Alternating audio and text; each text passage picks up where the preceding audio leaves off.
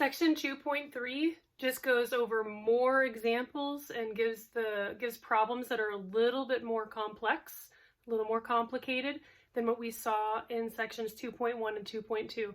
But we're just going to be getting more practice with our properties of equality. But in this section, what we're going to see is when we have multiple constants, multiple variables, or perhaps we have constants and variables on both sides of the equal sign. So that means that we're going to have to do multiple steps of properties of equality. So instead of just doing one step to find the answer or find what the variable equals, we might have to do 2 or 3 steps to get there. So we have a couple examples here that we'll start off with. We have 9x minus 3 equals 60. So when I look at this x, I can see that it's being multiplied by the 9 and it's being, the 3 is being subtracted from it. So in our order of operations, we always do multiplication and division first, and then we do addition and subtraction. But when we're using our properties of equality, make sure you do your addition and subtraction first, and then do your multiplication and division. So in this one, because we're subtracting 3, I'm going to go ahead and add 3 to both sides. So when I add 3 to both sides, that's going to give me 9x equals 63, because these 3's will cancel out, and 60 plus 3 equals 63. So after you do the addition and subtraction properties of equality, and all you have left is either division or multiplication or both, then you can go ahead and work through your multiplication or division properties of equality. But always do your addition and subtraction first in these types of problems. So now we have 9x equals 63. So the x is being multiplied, by the 9. So that means we want to do the opposite of multiplication, which is division. So 9 divided by 9 is just going to equal 1, so those will cancel out. But whatever we do to one side of the equal sign, we do to the other. So we're going to divide by 9 on this side, and that's going to give us an x equals 7. So our x is left over on this side. 63 divided by 9 equals 7. So when we look at our next one, we have a little bit of fraction here. So I'm going to try to have at least one fraction for every concept, because I know fractions can be scary sometimes. So we'll do at least one of them together. And then if you have questions, we can certainly talk about that in class. On this one, we have 6y plus a half equals 5y. So when I look at this, I can see that there's a variable term on both sides. Up here, I had a constant. There's a 3 and a 60. So we had 2 constants on either side of the equal sign. In this one, we have 2 variable terms on each side of the equal sign. So what do we need to do? Our goal when we have multiple variables or multiple constants is to get all the constants on one side and all the variables on the other. It doesn't matter which side they end up on, as long as all the variables are on one side and all the constants are on the other. That's our goal. So when I look at this, I'm going to have to subtract a 6y from both sides. So it's okay to subtract a whole variable term, because we need to get both of these variable terms on one side of the equal sign. So this is a positive 6, so we are going to subtract 6. 6 minus 6 equals 0, and 0 times y equals 0, so this whole thing zeroes out. So because this zeroes out, this could be rewritten as 1/2 equals, and 5 minus 6 is a negative 1. So we could just write that as a negative y. If you want to put that negative 1 there, you can, as a little reminder, so I can kind of draw it in there for you real briefly. So we have canceled out this side, and we're left with 1/2 equals, and then 5 minus 6 is a negative 1. So now we just have this negative y. 1/2 equals negative y. So the y is almost by itself, but it has a negative sign there. We don't want anything with that variable. If we want to find out what that variable equals, we need to even get rid of that negative sign, okay?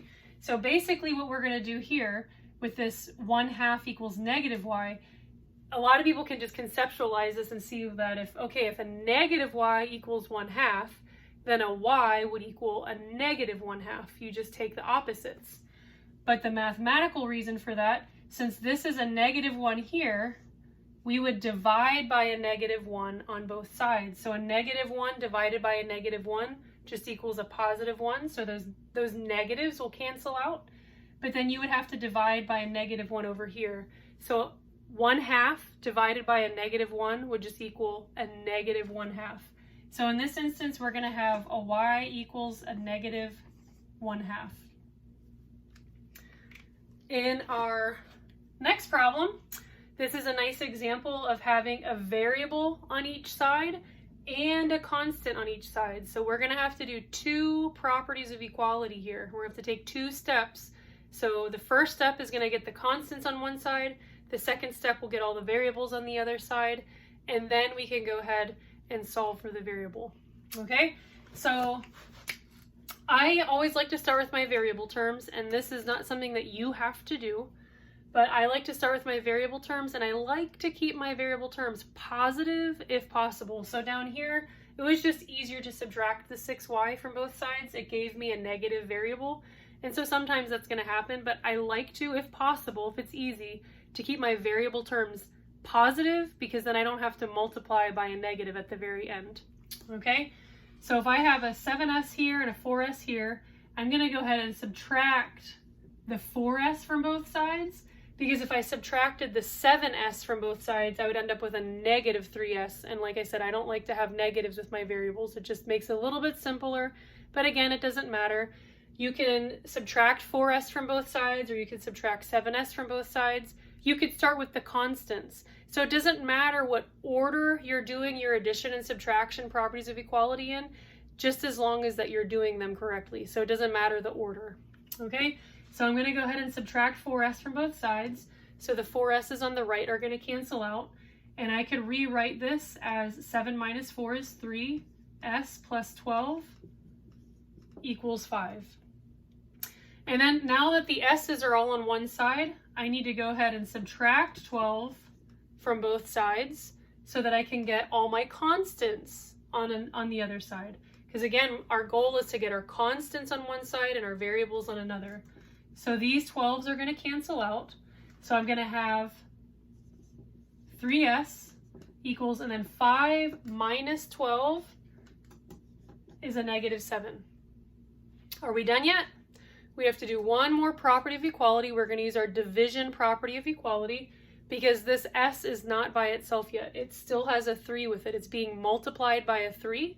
So what we're going to do is divide by 3. What we do on one side, we do on the other. And so this is going to give us an s equals a -7/3. So it's okay to end up with fractions as answers. Again, improper fractions are a-okay in algebra. You don't have to put this into a mixed number unless you really want to, but leaving it like this is fine. Typically, I'm going to write all of my negatives either out front of the fraction or with the top. I usually don't have a negative on the bottom, and that'll make a little bit more sense whenever we get into chapter 4 and we learn about slopes and graphing. I usually keep my negative either out front or on the top of a fraction. So our last example is going to be using fractions, but again, we have constants on both sides and we have variable terms on both sides. The only difference on this one is the variable terms are fractions. So again, we're going to have just a little bit of practice with fractions to make sure we can understand the process of working through that and solving with fractions. So I have a positive 1/4 y and then a positive 3/4 y. So I'm going to have to subtract one of them. Again, I like to subtract the one that's less to keep my variable term positive. And they did a really nice job because they made sure that our bottoms were the same, so we only have to subtract across the top. So 1/4 y minus 1/4 y is just going to cancel out. It'll equal 0. So we're going to be left with 7 equals, and then we have 3/4 minus 1/4. So 3 minus 1 equals 2. 2/4 y minus 3. And you might notice that this 2/4 can definitely be rewritten as 1/2. So if you want to do that now, you can, or you can do it later on, whatever works for you. I'm just going to write it here so that you can see the steps. And so we have 7, because this term canceled out, so we have the 7 left over, and then we did 3 minus 1, which equals 2. When you're adding and subtracting fractions, as long as the bottom is the same, it's going to stay the same. And then we just have this -3 on the end. So we want to get our constants. We got all our variable terms on the right, so now let's get all our constants on the left. So what we're going to do is add 3 to both sides. So this is a -3, we're subtracting it. So let's add it to both sides. So a -3 plus 3 would just equal 0, so those would cancel out. And I'm going to go ahead and switch colors so we can kind of see a little bit better here. So now we're going to have, I take that back, 7 plus 3 equals 10. And then we have the 2/4 y, which would reduce to 1/2 y. And if we remember, if we have a fraction with a variable, since both division and multiplication are being performed with that variable, we need to do both, but in the opposite. So how we do that is by multiplying by the reciprocal. All right, so multiplying by the reciprocal, and then these 2's would cancel out, these 1's would cancel out, but whatever you do on one side, you have to do on the other. So we're going to have to multiply by the reciprocal on this side. So 2 times 10 equals 20. And then we just have the y left over on this side. So in this one, y equals 20. So if we came up here and put the 20 where this y is, then we would go ahead and multiply this 20 over, 1 times 20 divided by 4 would equal 5. Pi plus 7 equals 12. And then it should equal 12 on this side when we put the 20 in here. So again, we can always check our work by taking what we come up with, by going back to the original equation and plugging in our answer into the original and making sure that that equation is true with the answer or the result that we came up with.